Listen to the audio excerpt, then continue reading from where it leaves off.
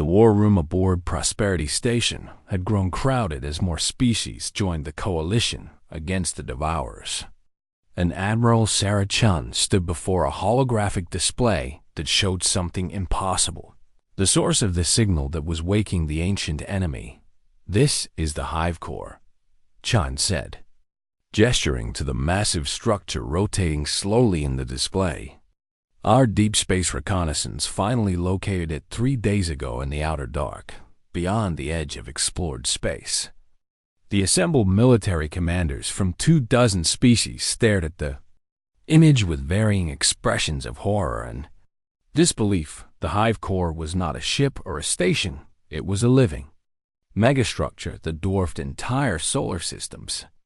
A biological factory that had been growing for tens of thousands of years, producing seed ships by the hundreds and broadcasting the wake-up call that was rousing every dormant devourer nest across the galaxy.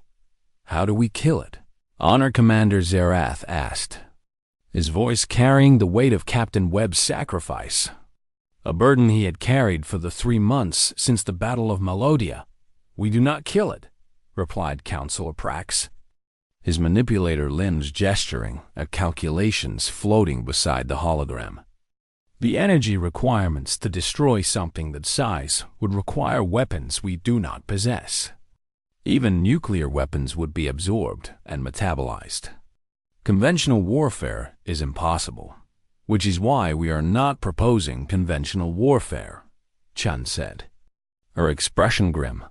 "During our time in the Severance, Coalition scientists developed technology specifically designed to create and manipulate pocket dimensions."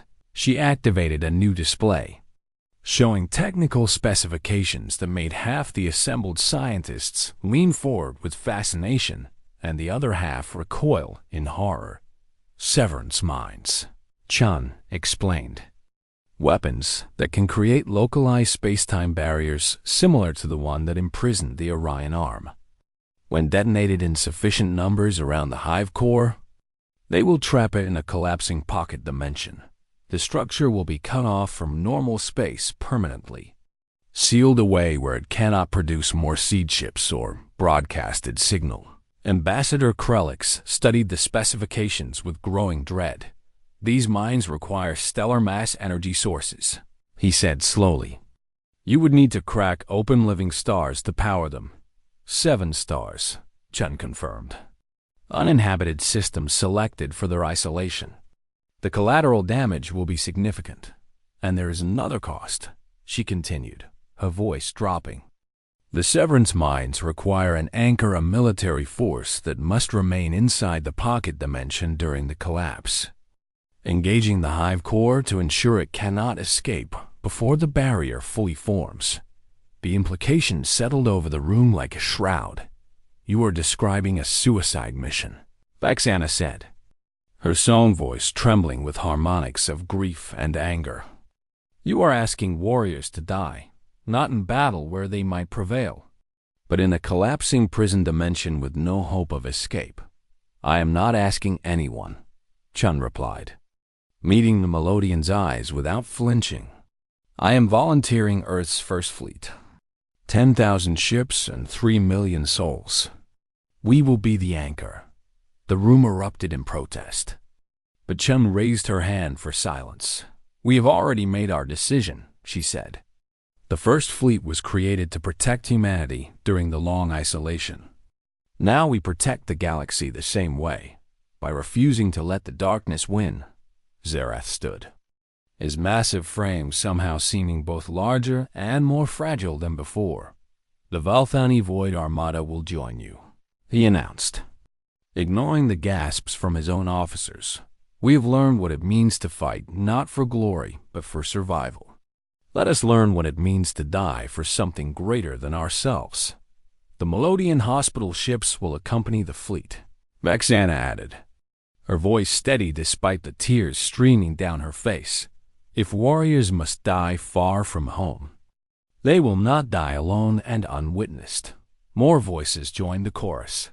The Hexarch Dominion committed their ancient dreadnoughts, Vessels so old they had fought in the wars against the original Devourer invasion 10,000 years ago.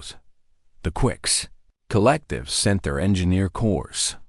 Determined to maintain the fleet's systems until the final moment, the hive minds of Sector 7, species that had survived in the Severance alongside humanity, pledged their psionic support within an hour. The suicide mission had become something else entirely, a united galactic fleet representing every major species. Volunteers all, sailing toward death with open eyes and steady hearts.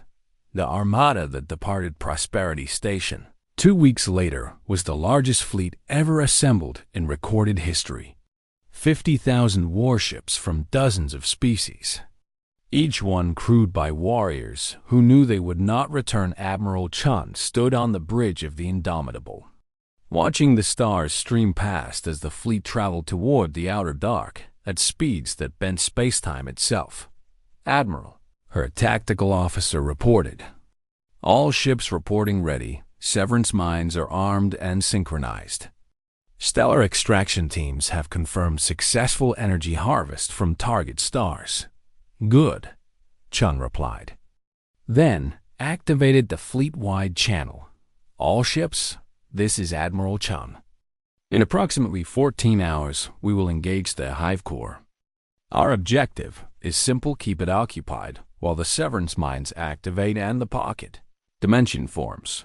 Many of you have asked why humanity volunteered for this mission," she continued. "The truth is, we were alone in the dark for 12,000 years. We fought and bled and died in isolation, wondering if anyone beyond our prison remembered we existed. Then we broke free and found a galaxy willing to stand with us, willing to learn from us, willing to fight beside us. You gave us something we thought we had lost," Chun said, her voice thick with emotion. "You gave us hope. You gave us purpose. You gave us a galaxy worth dying for. So we go now into the darkness one last time," she finished. "Not as separate species, but as one people, united by the simple truth that existence is not given but earned. Earned by those willing to stand between the light and the shadow. All ships, battle stations, let us show the Devourers what happens when the galaxy refuses to surrender." The battle that followed defied description. That the Hive Core was not simply large, it was apocalyptic in scale. Its surface writhed with weapons clusters and launch bays disgorging seed ships by the thousands. Its bioelectrical systems generated energy storms that could vaporize entire fleets, and against it came the United Armada.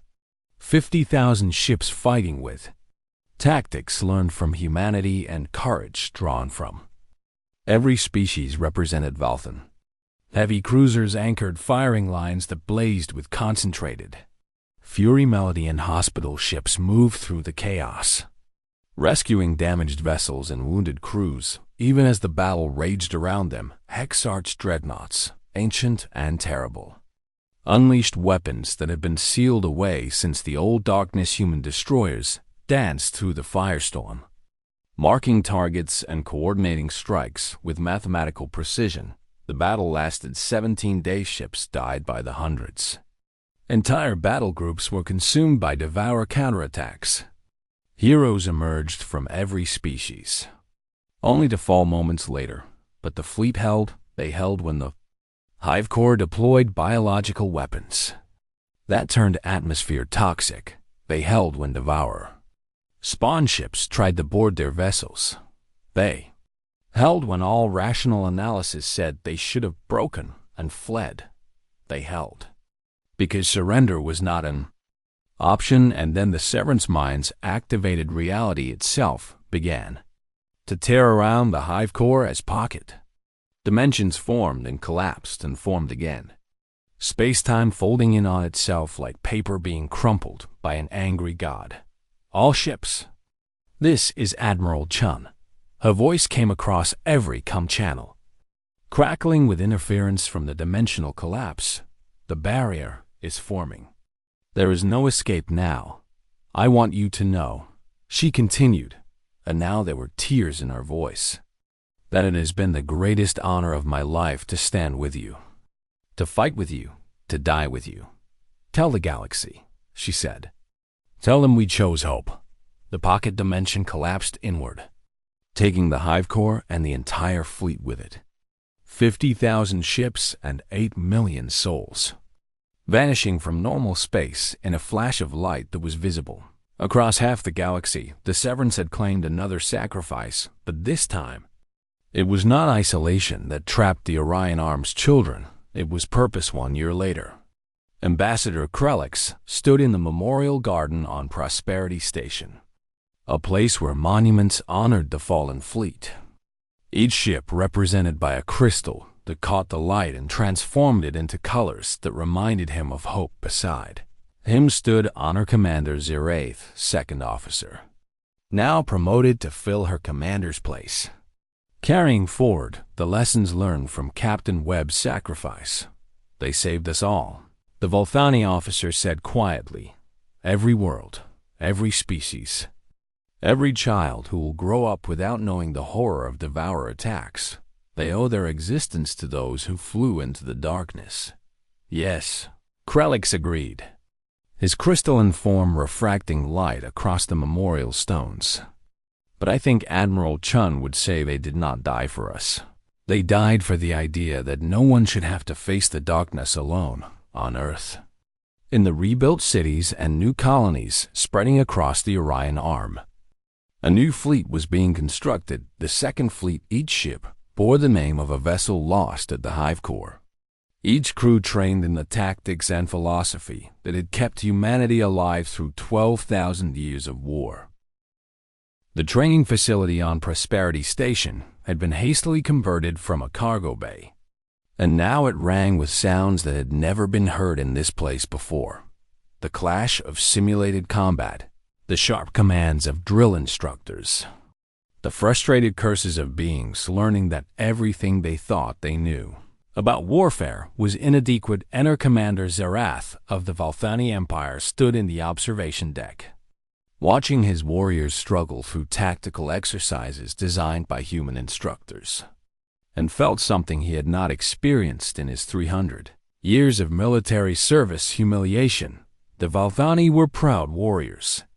Their martial traditions stretched back thousands of years. Their battle honors filled archives. Their victories were celebrated in songs that moved even species without ears to hear them, and now they were being schooled like raw recruits by apes who had barely discovered space travel when the Severance fell. Your people are improving, said a voice beside him. And Zerath turned to see Captain Marcus Webb of the Coalition destroyer Relentless, a human barely into his 4th decade, but carrying himself with the confidence of someone who had seen real combat. They learned slowly, Zerath replied, his pride making the words taste bitter. Webb shrugged, a gesture Zerath had learned meant casual dismissal. They learn at the speed of people who have never truly been afraid. Webb said, your warriors fight for glory, for honor, for the pride of victory. Those are fine motivations in peacetime, but against the devourers, he continued, you fight to survive, nothing more, nothing less. Glory will not stop a feeding tendril from piercing your ship. Honor will not regenerate your hull when it has been breached. Zerath's battle-scarred hide rippled with irritation. You suggest we abandon our traditions, our code. I suggest you stay alive long enough to care about such things, Webb replied, his tone matter-of-fact rather than challenging. Watch this. He gestured to the train bay, where a mixed unit of Volthani and human soldiers were running a scenario defending a colony from a devourer ground assault. The Volthani moved in their traditional formations, standing firm against the simulated enemy, shields locked and weapons ready. It was textbook defensive warfare, executed with precision. It also got them all killed in under 3 minutes. The holographic devourers simply flowed around the YY formation, attacked from angles the Volthani had not considered, exploited gaps that traditional tactics left open. Now watch, Webb said, and reset the scenario. This time, the human soldiers took point.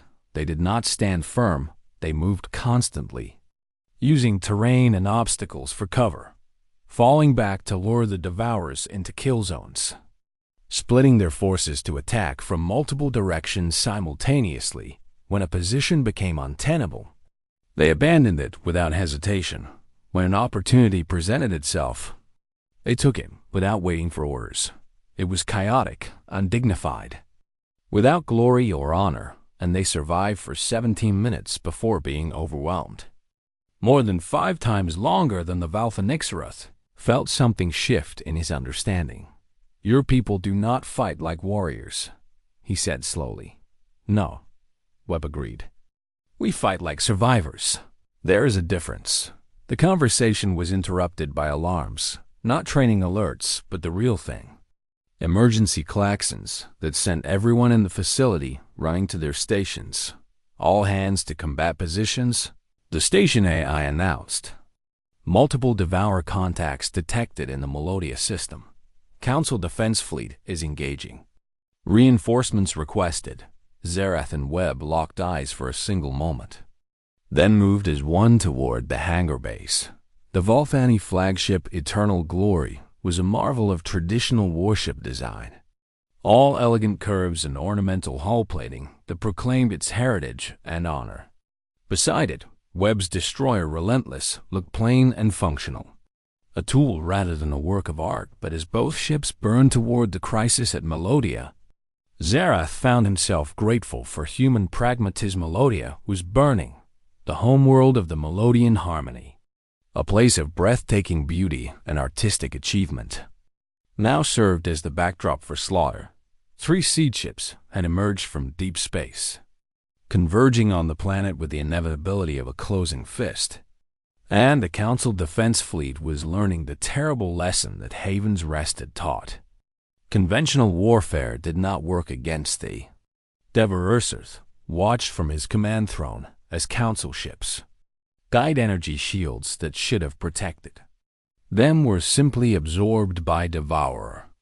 Weapons and converted into fuel for the enemy. Missiles that should have crippled the seed ships were consumed mid-flight, turned into biomass that fed the very targets they were meant to destroy. "Engage attack pattern," Zarath began, then stopped himself. The traditional Valthani assault would be suicide. "Captain Webb," he said instead, the words costing him more than any battle wound ever had.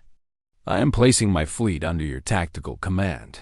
If Webb was surprised, he did not show it. "Understood, Honor Commander." Webb replied over the comlink. "All Coalition and Valthani units, implement formation Serpent's Tooth. I am uploading coordinate packages now." Zarath's tactical display lit up with movement vectors that looked insane, ships splitting off in dozens of directions. Attack runs that seemed to accomplish nothing. Weapons fire concentrated on points that appeared random, but then the pattern resolved. And Zarath saw the genius behind the chaos. The human ships were not trying to destroy the seed ships directly.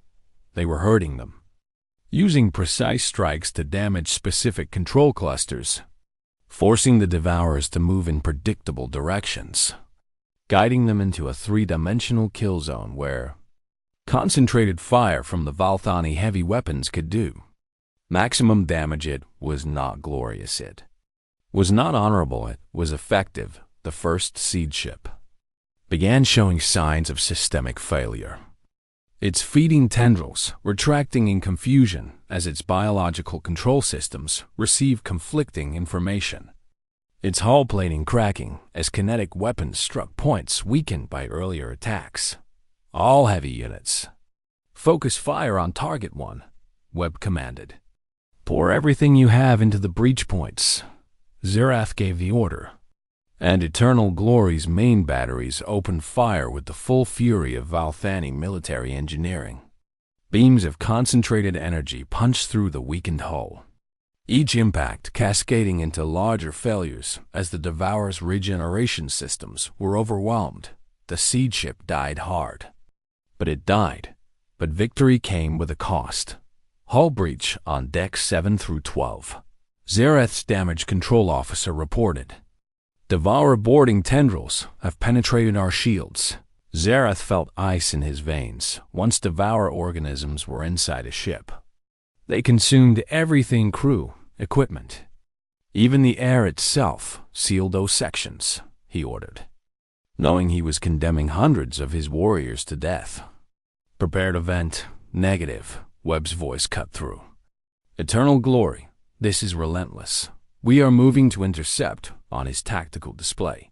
Zareth watched with incomprehension as the human destroyer changed course, accelerating toward his flagship on a trajectory that made no strategic sense. Captain Webb, what are you doing? Saving your crew, Webb replied, his voice carrying a strange calm, relentless to all hands. Abandon ship, I repeat, abandon ship. All escape pods launch immediately. Zareth understood a heartbeat too late. Webb was going to ram the devoured tendrils that had penetrated Eternal Glory's hull, using his destroyer's mass and velocity to shear them off before they could fully infest the flagship. It was suicide. Captain, do not do this, Zareth said, watching helplessly as escape pods began ejecting from Relentless like seeds from a dying plant. There must be another way. Honor, Commander, Webb interrupted. And despite everything, his voice held warmth. Your people are worth saving. Make it count. Relentless struck the devoured tendrils at full acceleration, her forward hull crumpling on impact, her momentum carrying her into a spin that tore the organic invaders away from Eternal Glory's compromised sections. Then Webb triggered. His reactor overload, the explosion was bright, enough to sear Zareth's optical sensors, even through the flagship's shielded viewports. Bright enough to create a brief window of safety as the blast wave cleared the space around. Eternal Glory of Devour organisms and debris. Captain Marcus Webb died saving a crew that was not his own, defending a world that had not asked for his help, fighting a war that his people could have avoided by staying behind the Severance. And in that moment, Zareth understood what it meant to be human, not the species, but the philosophy, the idea that survival was not enough, that existence had meaning only when it was spent protecting something worth more than yourself. All Valthani units, Zareth said, his voice carrying across every channel, carrying to every warrior who served under his command. Remember this day. Remember Captain Webb's sacrifice, and fight as he would have fought, not for glory, but for those who deserve to live. The frontier colony of Haven's Rest had been established 200 years ago, on a pleasant world with blue skies and vast oceans, home to 50 million souls from 3 different species who had built lives of peace and prosperity far from the political complexities of the core worlds. Now it was silent. The Council investigation fleet arrived 3 days after Haven's Rest missed its scheduled check-in, led by Captain Thorax aboard the destroyer Radiant Dawn, a ship designed for patrol and peacekeeping, armed with weapons meant to discourage pirates and resolve minor disputes. What Thorax found as his ship entered orbit made him wish he had brought an entire battle group. The planet's surface was wrong where cities should have glowed with lights and life. There were only dark spiral patterns scored into the crust itself, patterns that stretched for hundreds of kilometers in mathematically precise curves that looked like the feeding trails of some impossible cosmic predator. Get me a detailed scan, Thorax ordered, his voice steady despite the fear clenching his dual hearts. Atmospheric composition, thermal readings, biological signs. Everything. His science officer, a young Melodian named Cyril, worked her console with trembling hands. Captain, she said, her song voice breaking with distress, I am not detecting any biological signatures. None at all. The atmosphere is intact but sterile. The ocean's register is chemically pure water with zero organic content. What about the cities? Thorax demanded. The infrastructure, the buildings. The structures remain, Cyril replied. But they are empty. Scanning the residential sectors shows no furniture. No personal effects. No bodies. She looked up at him, her large eyes wide with incomprehension. It is as if every living thing simply vanished. Thorax knew better. He had heard Commander Chun's warnings, had read the reports that the human coalition had shared with the Council, had seen the images of worlds consumed by the Devourers, but seeing it in person, breathing the recycled air of his ship while staring at a dead world, made the threat real in a way that reports and briefings never could. Launch survey drones, he ordered. Full planetary sweep. I want to know what happened here. The drones returned 6 hours later with footage that Thorax would see in his nightmares for the rest of his life. The recordings showed the attack in its final stages, massive organic ships descending from orbit like diseased moons, tendrils extending from their holes to pierce the ground. The Earth itself, seeming to writhe and flow upward into those feeding tubes, buildings collapsed as their foundations were consumed. Trees dissolved into streams of biomass that flowed toward collection points. Even the grass and soil seemed to liquefy and flow away, leaving only bare rock behind, and the people the drones had captured images of Haven's Rest citizens fleeing in panic. But there was nowhere to run. The Devourers were everywhere at once, and their feeding tendrils. Thorax shut off the footage before it could show more. Send an emergency transmission to the Council, he said quietly. Priority Alpha. Encrypt it with the highest security protocols we have. Tell them the humans were right. The Council chamber erupted in chaos when Thorax's report was shared with the full assembly. Delegates shouted over each other in dozens of languages, their translation matrices struggling to keep pace with the sheer volume of fear and anger being expressed. Ambassador Krelix stood at the podium, his crystalline form pulsing with agitation as he tried to restore order. We must mobilize our defense forces immediately. I, Commander Zareth roared, his massive frame looming over his seat. Every world must be placed on high alert. Every fleet must be recalled to defend our core territories and abandon the frontier worlds. Vexana countered, her song voice sharp with reproach. Leave millions to die because we prioritize those closest to the capital. I prioritize survival, Zareth shot back. We cannot defend everything. We must consolidate our forces and prepare for siege warfare. Councillor Prax of the Scientific Union raised several of his manipulator limbs for attention. Our analysis of the Haven's Rest data suggests these Devourer organisms are more advanced than we anticipated, he said, his voice modulated for calm reason. Their biotechnology operates on principles we barely understand. Our conventional weapons may prove inadequate. Then we develop new weapons, another delegate shouted. We have defeated threats before. Not like this, Krelix interrupted, his voice cutting through the noise with rare force. The humans spent 8,000 years learning to fight these creatures, and they barely survived. We have no such experience, no such preparation. A new voice cut through the chamber. Human and clear. Then perhaps you should let us teach you, Commander Sarah.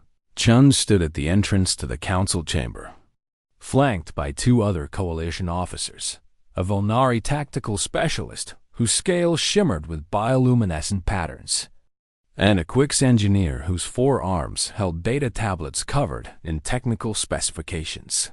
Commander Chun, Krelix said, relief and wariness mixing in his tone. You were not invited to this session, and Haven's Rest was not invited to be the first casualty of a war you refused to acknowledge, Chun replied, walking down the central aisle toward the podium. But here we are, she gestured to her companions, and holographic displays sprang to life throughout the chamber. showing battle plans, weapon specifications, tactical formations. The devourer organism that hit Haven's Rest was a seed ship, Chun explained. Think of it as a scout and harvester, designed to strip a planet quickly and return the biomass to a larger nest ship for processing. Seed ships are fast, aggressive, and nearly unstoppable if you fight them conventionally, she continued. Your council fleet at Haven's Rest would have been consumed in minutes. Zareth bristled at the implied insult. And you claim you can do better. I do not claim, Chun replied coolly. I have done better. 3 days ago, Coalition forces engaged a seed ship near the quarantine barrier. Would you like to see the results? The holographic display shifted, showing footage from a battle. The seed ship was massive, easily twice the size of the largest council dreadnought, its surface writhing with feeding, tendrils and weapon ports that glowed with bioelectrical energy. Against it came the human fleet's smaller ships moving in, three-dimensional formations that seemed random, until the mathematics resolved into something beautiful and terrible. They did not try to match the Devourer's firepower. Instead, they flowed around it like water around a stone, striking at specific points with weapons that looked nothing like standard council armaments. Each impact did not merely damage the seed ship, but caused cascading failures that spread through its biological system. Skrulks watched as the humans employed kinetic kill vehicles that punched through the Devourer's hull at relativistic speeds, as energy weapons tuned to specific frequencies disrupted cellular cohesion, as coordinated strikes from multiple angles prevented the creature from regenerating its damage. The battle lasted 14 hours, and when it ended, the seed ship was a drifting hulk. Its biological system shut down, its threat neutralized. That, Chun said quietly, is what 8,000 years of war teaches you. The council chamber had fallen absolutely silent. We are offering to train your forces, Chun continued, to share our weapons technology, our tactics, our hard-won knowledge. We will help you build defenses that can actually stop the Devourers. But you need to understand something, she added, her voice hardening. This is not a war you can win by defending. The Devourers will keep coming, more and more of them as the wake-up signal spreads. Eventually, they will overwhelm any static defense. So what do you propose? Krellix asked. Already suspecting he knew the answer, Chin's smile was sharp as broken glass. We find where that signal is coming from, she said, and we kill it at the source. We go on the offensive. The diplomatic quarters on Prosperity Station had been hastily prepared to accommodate the human delegation, and Ambassador Krellix found himself studying Commander Sarah Chun across a table that had been built to facilitate understanding between species, but now seemed woefully inadequate for the conversation they needed to have. 12,000 years, Krellix repeated, still struggling to process the mathematics of it. Inside the Severance, time moved 4 times faster than out here. Chun nodded, her hands wrapped around a cup of what she had called coffee, a stimulant beverage that smelled bitter and sharp. We figured that out about 200 years into our imprisonment, she said, which was actually 800 years for you. At first we thought it might be our salvation, that we could wait out the barrier while barely any time passed outside. But then we realized the truth. Counselor Vexana, who had insisted on attending this meeting despite protocol suggesting otherwise, leaned forward with genuine curiosity, painting her melodic voice. What truth did you discover? That we were not alone in there, Chun replied, her eyes growing distant. The Severance did not just cut off the Orion arm randomly. It was placed there deliberately, precisely, to trap something inside. She activated a holographic display from her wrist device, showing images that made Krellix's crystalline structure pulse with instinctive horror. The creatures in the images defied easy description. They were organic but wrong, all feeding tendrils and chitinous plates. with forms that seemed to shift and change as if reality itself could not quite decide what shape they should hold. The Devourers, Chun said simply, or at least a nest of them, sleeping on a world called Typhon 7 in what used to be the Carton sector. They had been dormant for thousands of years, but the energy from the Severance forming woke them up, and they were hungry. High Commander Zareth, who had also pushed his way into this meeting with the kind of force that only a career military officer could muster, studied the images with a tactician's eye. These are the same species that nearly destroyed the galaxy during the Old Darkness, he said. The legends say they consumed entire civilizations, turned thriving worlds into barren rocks. The legends undersold it, Chum replied, her voice flat. The Devourers do not just kill. They consume everything, every plant, every animal, every microbe in the soil. They strip a world down to bedrock and then crack the bedrock open to feast on the minerals beneath. She swiped through more images, showing worlds that had been reduced to cracked husks floating in space. When they woke up inside the Severance, they began spreading, Chung continued. The species trapped inside with them humans. Valnari, Quicks, the hive minds of Sector 7. Dozens of others. We all faced a choice. Surrender and die.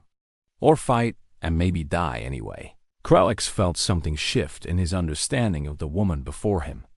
You chose to fight. We chose to survive, Chung corrected. And humans, we are very good at survival. Some might say stubborn to the point of insanity. Vexana's song voice took on questioning harmonics. How does one fight such creatures? Our records from the Old Darkness suggest that the ancient species barely managed to drive them into hibernation. And that cost them nearly everything. Chun smiled. But it was not a pleasant expression. You adapt, you learn. You turn every failure into a lesson and every loss into motivation, she said. The first time we encountered the Devourers, they wiped out 3 colony worlds before we even understood what we were fighting. We lost 20 billion souls in those initial attacks.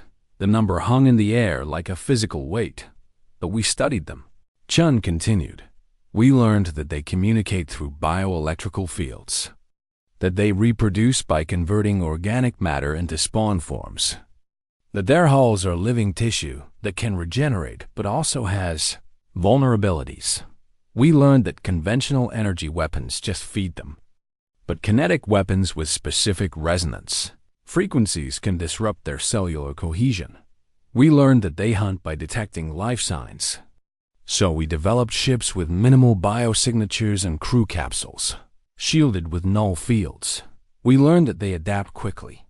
So we never used the same tactic twice in the same way. Zareth leaned back in his seat, his battle-scarred hide creasing with what might have been respect. You have been at war for 8,000 of your years. 8,000 years inside the Severance, Chung confirmed, which is only 2,000 out here. But yes, every generation of humanity born in that prison has known war. Our children grow up learning battle tactics alongside their mathematics. Our artists create works inspired by survival and struggle. Our philosophers debate the ethics of extinction-level warfare. She paused, taking a long drink from her coffee. We are not the same species that was trapped inside that barrier, she admitted. We have changed, evolved, adapted in ways that would horrify the humans you might have known before the Severance. But we are alive. And so are our coalition partners, because we refuse to surrender. Krelix processed this, his mind racing through the implications. And now you have broken free, he said slowly. Why now? After all this time, what changed? Chun's expression darkened. We won, she said. After 8,000 years of constant warfare, we finally destroyed the last devourer nest inside the Severance. We sterilized Typhon 7 and every other world they had infested. We hunted down every single organism down to the microscopic level. We thought we had achieved peace, But then our deep space monitoring stations detected something, she continued. Energy signatures identical to the Devourers, coming from outside the Severance. From the wider galaxy, Vexana's harmonics shifted to alarm. You are saying there are more of them out here. We are saying they are everywhere, Chun replied. The Severance was not designed to trap the Devourers inside with us. It was designed to keep them from spreading out. Whoever created that barrier, probably the ancient species from the old darkness, they used it to quarantine an infestation. But quarantines only work if nothing breaks them. Krelix felt cold certainty settling into his thoughts, and you broke it. We had no choice. Chun said, her voice hard. We detected a signal, a wake-up call being broadcast from somewhere in the outer galaxy. Something is calling the Devourers out of hibernation, all of them. Everywhere they have been sleeping for the past 10,000 years. If we had stayed inside the Severance, we would have been safe, she continued. But the rest of the galaxy, you would have faced them alone, unprepared, with no understanding of how to fight them. She stood, her military bearing evident in every movement. We came here because running and hiding kept us alive. But it did not make us human, Chun said. We came here because you deserve a chance to survive. Just like we did. We came here because the long night is ending. And someone needs to make sure there is still a dawn when it does. Outside the diplomatic quarters, through the reinforced windows, Krelix could see the human fleet holding position in perfect formation. 50,000 ships ready for a war the galaxy did not yet know was coming. And he realized with absolute certainty that everything was about to change. The council chamber on Prosperity Station stretched wide enough to hold representatives from 47 different species. And today, every seat was filled with beings who carried the weight of an impossible loss across their faces. And Features Ambassador Krelix stood at the central podium, his crystalline form refracting the soft blue light that bathed the assembly hall in its perpetual artificial twilight. 3,000 years. Krelix began, his voice carrying through the translation matrices that hummed throughout the chamber. 3,000 years since the Severance cut our brothers and sisters away from us, trapping them behind a wall of twisted space and broken time. The assembled delegates sat in somber silence as holographic images flickered to life above the podium, showing the Orion arm as it had been before the catastrophe. A spiral of stars teeming with life and civilization, home to billions of souls from dozens of species who had built homes and dreams among those distant suns. Then came the images from after, the barrier that shimmered like oil on water, stretching across light years of space, impenetrable and absolute. We have tried everything, continued Krelix, his internal light dimming with sadness. Our best scientists have thrown themselves at this problem for generations. Our ships have probed every centimeter of the barrier. Our weapons have been tested against it time and time again. He paused, letting the silence stretch. Nothing has worked. Nothing has even scratched the surface of that damned wall. Counselor Vexana of the Melodian Harmony raised one of her 6 delicate hands, her song voice rippling through the chamber with notes of grief that needed no translation. Must we truly declare them lost? Surely there remains hope that someday, hope is a luxury we can no longer afford, interrupted High Commander Zarath of the Hexert's Dominion, his massive frame hunched over his seat, battle scars crossing his armored hide like a map of old wars. We have maintained vigil over the Severance for 3 millennia while our resources dwindle and our people forget. The Orion arm is gone. We must accept this and move forward. Krelix raised a hand to forestall the argument he could see building. Before we vote on the formal declaration, he said, his tone shifting to something harder, I have new evidence to present. Evidence that suggests the Severance was not a natural phenomenon. The chamber erupted in murmurs and gasps as new images appeared, ancient ruins discovered on the edges of explored space. Covered in symbols that predated any known civilization, these markings, Krelix explained, gesturing to the flowing alien script, match fragments we have found near the severance barrier itself. Our linguistic teams have been working for decades to translate them. And what they have discovered is, he hesitated, troubling. The symbols describe a weapon, a tool of cosmic power wielded by the Devourers, the species that nearly destroyed all life in this galaxy 10,000 years ago. According to these texts, the severance was not an accident or a natural disaster. It was deliberate. The chamber fell absolutely silent. The kind of silence that precedes storms. You are suggesting, Vexana said slowly, that the Devourers, a species we believed extinct, created the severance as a weapon.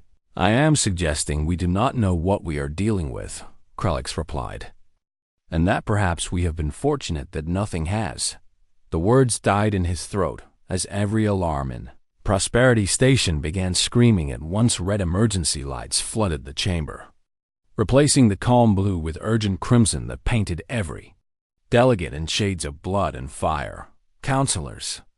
The station's I announced with the cold calm of a system that had never needed to deliver bad news before. The severance barrier is experiencing unprecedented fluctuations. We are detecting massive energy discharges and spatial tears forming along its entire length. Krelix felt his crystalline heart, if such a thing could be said to exist in his species, seized with terror after 3,000 years of absolute stillness. The barrier was moving. What is coming through? Zareth demanded, already moving toward the command center, his warrior instincts overriding all protocol. Is it the Devourers? Are they returning?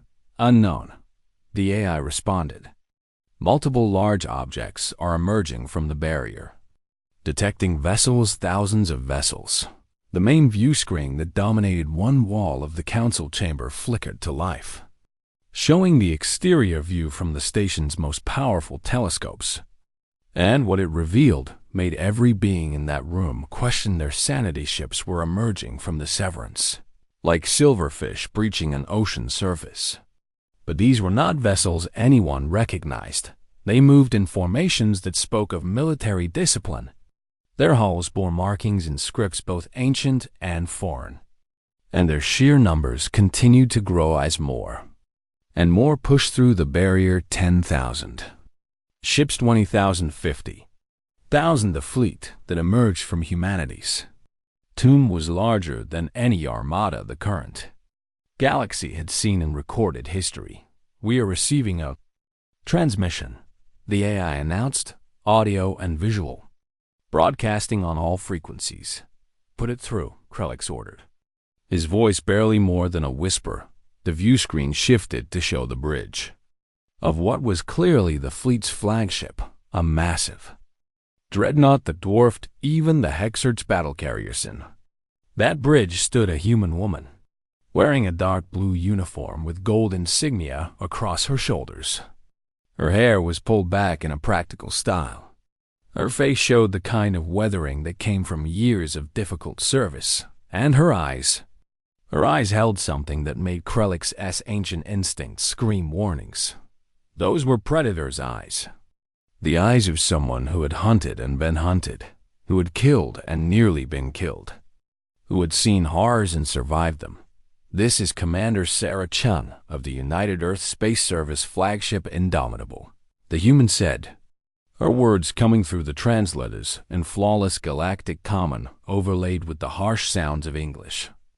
We represent the Orion Coalition, the alliance of species that have survived behind the severance for the past 12,000 years. 12,000. Krelix thought in shock. Not 3,000, but 12. Time itself had moved differently inside that prison. We have monitored your attempts to reach us over the centuries, Chun continued, and we appreciate the effort, but you need to understand something immediately. She leaned forward, her hands gripping the railing before her. The severance was not a weapon used against us.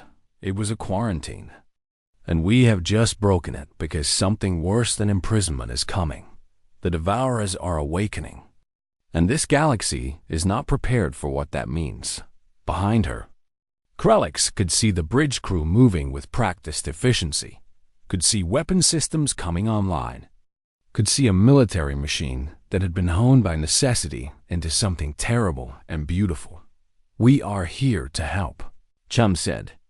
And despite everything, Krellix believed her, whether you want our help or not.